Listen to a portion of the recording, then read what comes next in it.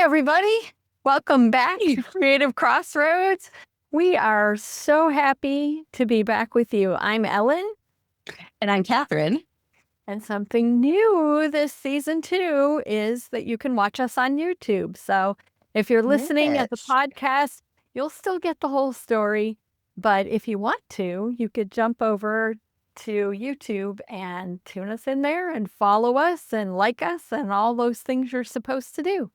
You know what to do. Yeah. So we thought it'd be fun. I guess that's what all the cool kids are doing, Catherine. I mean, I've heard that we are the cool kids. Right. So if we're doing it, of course the cool kids are doing it. So here we are. We are excited about season 2. It's Excited. right? Yeah. So tell us a little bit about season 2, Catherine. I am really excited. Last season we really focused on talking to quilters and visual artists. And this season we're going to have some quilters and some visual artists too, but we're going to move beyond fabric and paper as mediums. And so we're going to talk to a chef, Michelin-star chef. We're going to talk to an amazing fiber artist who does weaving. We have some other quilters on the list, but I think that we are going to have some really fun interviews this time around. All again within the realm of talking about creativity and the creative process. But I think one of the neat things that we're learning is that creativity, it's not limited to just visual things that we make. And we're seeing that in the interviews that we're doing. Right. I think it's going to be really fun to see how our processes overlap across different mediums or how they're different. We're gonna find that out. We're gonna explore it some more. Yeah. And thrown in between the interviews, we're gonna do some days like today where Catherine and I just talk to each other and explore some things personally. Yeah. And maybe you might even see us make art every now and then. Wouldn't that be something? It'd be kind of crazy. Hey, we're looking at different opportunities, different ways that we can get together and make art together. So we will take you along on our journey because yes, why not? Why not? And some of you might be new here and might be going, who are these women? And we typically call ourselves creativity ambassadors. And what the heck are they talking about? I don't know. It's a fun term we made up. I know it is, right? And I think maybe we can take a whole nother day to just explore that term and what we mean by that. But for today, I think we probably ought to introduce ourselves again, just briefly, so that if people are new, or maybe we didn't go into this enough last season, to let you know a little bit more about who the two of us are. So, Catherine, why don't you start? Well, I'm Catherine Dutton, and in my creative life, for a very long time, I was a quilter, and I'm learning to adjust to a new identity, as quilting is unfortunately not something I can keep doing as much as I used to, but I love to create. And I think I've been creative my whole life, whether it's in writing or in making art or in just how I teach, because in my full-time world, I'm a professor and I teach human development and family studies. And yeah, I think that's good enough about me. How about you, Ellyn? Tell us who you are. I think it's fun how your professional life crosses over into your personal life and your creative life too, because whenever we get together and start exploring something, it turns into a research project. Oh, always. Yes. My whole life is a research project. Right. Yes. I totally blame you, but you've taught me to think that way. I'm starting to think that way too. So it's really fun. Yeah, it is. Yeah, I'm Ellyn Zinsmeister. I have also been a creative my whole life. I mean, I can't remember not creating, which I mostly got from my mom, I think. She's a very creative person too.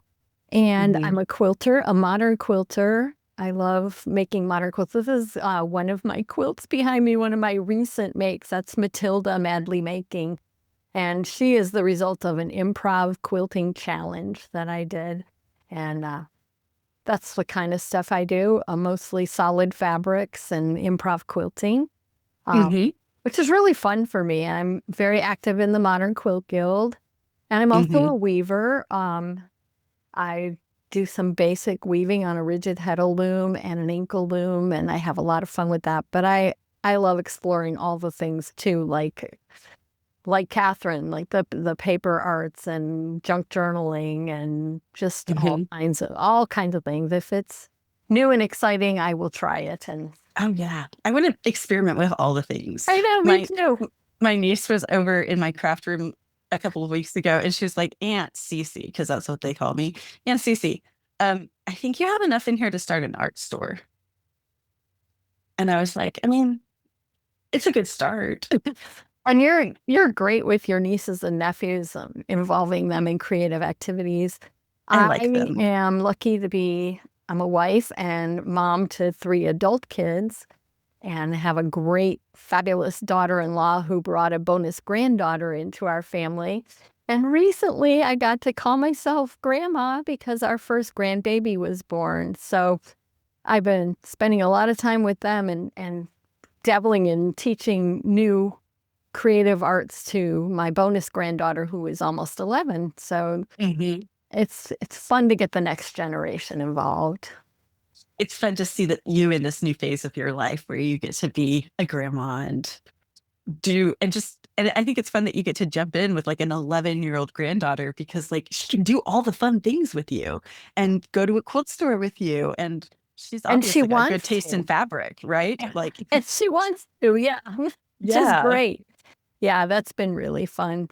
So that's a lot of what I've been up to. I mean, because we Mhm. kind of took a break. We intended to come back with new episodes sooner, but life, as it does, had other plans for us. So we had to kind of set Mhm. things aside a little bit. Um, but that's a lot of what I've been up to is family stuff. But I've also been Yeah. reading, like Matilda. I made her, and I mean, I've been doing a lot of creating in the meantime too. What have you been up to, Catherine? I have been doing all sorts of fun things. Like in the crafty side, I'm cleaning out my craft room right now and kind of resetting it for my new phase of being creative with more mixed media arts and less fiber arts. And then on the work side of things, it's been kind of fun because I got to give a TEDx talk this past spring, and there's some fun things that are going to happen with that this fall. Um, yeah, I think those are the big things that are going on in my life. And I'm dating, which is really fun. It's awesome. And I know it's very fun. For those of you who don't know me, this is the first time in my life that I really dated. So it's very fun. So that honestly, is taking up the vast majority of my time. And yeah, and we're signed up. You and I are both doing Fodder School. We're looking forward to that. I can't You wait. you've never done we've done the challenges before, but you've never done actual Fodder School So before. maybe you can explain a little more about exactly what Fodder School is, and we'll give you guys a Yeah. link. So if you want to sign up and play along with us, that'd be great. Yeah. So it's a year long. So the Fodder Challenge, let's start with that. The Fodder Challenge is a month long challenge hosted by her name is Willa Wanders, or that's her social media name. Um, Well, and yeah, when every few days there's a new class by a different teacher. And then the Fodder Challenge like folds into Fodder School, which is a year-long creative school. And so every month there's a different teacher. And for the first 2 weeks of the month, you are learning like a new technique. And then the last 2 weeks of the month, there's a project, something to make with that new technique. And for those of you for whom fodder is a new word, because it was for me when I heard of it, fodder is just really like anything that you can use in mixed media design. And so it might be paper that you've painted on. It might be, it's a lot of paper that you paint on, honestly. But it could be like trinkets and things like we did shrinky dinks one. Was it last year we did shrinky dinks? That was so much fun. Like I have played with all sorts of new, I think if you want an opportunity to play with new techniques and different supplies, like it's a really fun experience. So, and there's a really vibrant community online who participates. And even if you're not an online participator, because I'm not, um, there's just so much pretty inspiration to see. And I think one of the things that they've started doing in recent years, because I think I've done all of the years of fodder school at this point.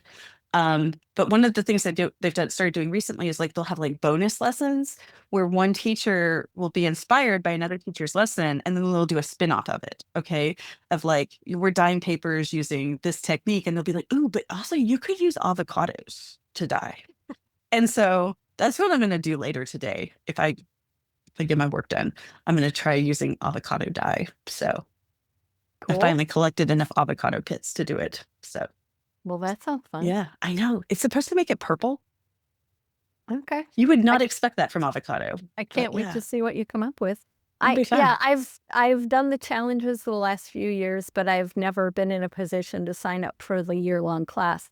So this will be a first for me, and we're going to do a lot of it together, and that'll be a lot of fun. So I'm really looking forward to it. Yeah, I'm very excited about that.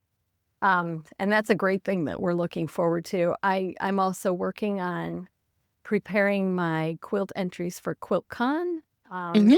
Some of you may not be aware of the Modern Quilt Guild International. They have a big convention every year called QuiltCon, and I always enter a bunch of quilts, and sometimes when I'm lucky, I get one into the show, and that's really fun. In the past, 3 of my quilts have shown, and they've all been group quilts. And I am entering more group quilts this year, but I'm also entering 2 or 3 individual quilts, and I'm really hopeful that maybe one of those will get to show as well. That would be really fun for me. So it'd be really cool. Regardless of whether I have a quilt in the show or not, I love going. That's part of my community. I'm part of a improv bee that's very active. If you were here last year, you might remember our interview with Charles Cameron. He's one of the members of my bee, and we may interview some more of them this year. And that's just, they inspire me. They really push me, and they're really fun people. So we always have dinner together, hang out together, and usually, well, every year since we formed, we've had at least 1 quilt in the show from one of That's amazing. I think that's really cool. Often 2 or 3. So it's a great group of creatives. Absolutely. So I'm looking forward to more of that. I don't know. What else do we have coming up? Catherine and I are really noodling about having our own little getaway retreat, just the 2 of us, to make art. Yeah. So we're looking at Airbnbs or something where we can sit down and just have a weekend of nothing but art making. Yeah. No family, no TV. No. Well, maybe TV. I mean, maybe TV, but we're not caring for anybody else. Yeah. And we'll bring you with us so you can see what we've done. Absolutely. Yeah. Catherine and I are part of another group that goes on retreats several times a year. So maybe we'll share some of that with you as we do it too. Oh, that would be fun. Yeah. Yeah. Our Sworn to Sew group. They're a lot of fun. They are very fun. A lot of fun. So that's kind of what's coming up. Was there anything else you wanted to share today, Catherine? Is there anything else I should be sharing that I forgot to share? Well, that's totally up to you. I wasn't sure if I was forgetting something major. When everybody sees your TEDx talk, we'll have a lot to talk about. Probably going to be some questions there that come out of that. So, yeah. Those of you who don't know, can I share the title of it with them? Is that okay? Oh, please do. Okay. So the reason Ellyn is alluding to that is because the title of the talk is The Sex Professor Who'd Never Had Sex. So we'll just leave it at that and let you guys wait till it comes out. For now, we'll leave it at that. Now. Yeah. I've got a sneak preview, not of the TEDx talk or TED Talk. I haven't seen that, but our small group had a preview of the TED Talk. She practiced on us before she refined it. Yes, I did. Yes, I did. Or if we refined it. So I'm looking forward to seeing the official version. Honestly, so am I, because at this point, I don't really remember what I said anymore. I mean, I know the general gist, but I'll be interested to see it as well. So it'll be great. So if there are topics you want us to cover, just the 2 of us, you could leave comments on either the podcast or the YouTube channel. If you, I don't know, if you have thoughts about people that you think it would be interesting for us to talk to, let us know. Yeah, we would absolutely love if you know somebody or if you are somebody who would be interested in talking about your creative process, talking about your how you approach things. If you I think it's really fun to hear just the many different ways that people approach just the world in general, but creativity is part of that. And there's so many similarities, but also we each have our own unique perspective and our own way of doing things. And we learn so much from hearing how other people think through processes and how they approach a blank piece of paper and whatever that piece of paper becomes, whether it's a song or a poem or a piece of visual art. Like, Or a I think it's meal. just really fun, or a meal. And on Oh that, yeah, because it might be a recipe. Is that what? Because I don't want to eat paper. no, I'm not, we're not going to eat on the air. No, that would be yucky. I think Yeah, let's not do that. bad Okay. idea. But I do want to eat. Like we always want to eat when we get to. Oh, I mean that's just like just implied. Whenever we make plans, there will be a meal involved. It's just what time of day dictates no, it doesn't even dictate the type of meal because we often go out for breakfast, for lunch, Yeah. don't we? Yeah. And the people at our breakfast spot know us and put us in They our do. circle booth. And yeah. It's So, the Ellyn and Catherine spot. Yep. something you should know about us. There you go. You're welcome. Yep. You are welcome. So we look forward to chatting with you more. It's fun to have you see our faces. Yeah, we're really excited about this new, like, having you. We hope that having us on YouTube, that you'll feel like you can get to know us better and be more of our community, part of our community. Absolutely. Yeah. So stay tuned. We'll be starting some great interviews very soon, and Yes. we'll see you there. All right. Thanks, you Have a great guys. day. Bye. Bye.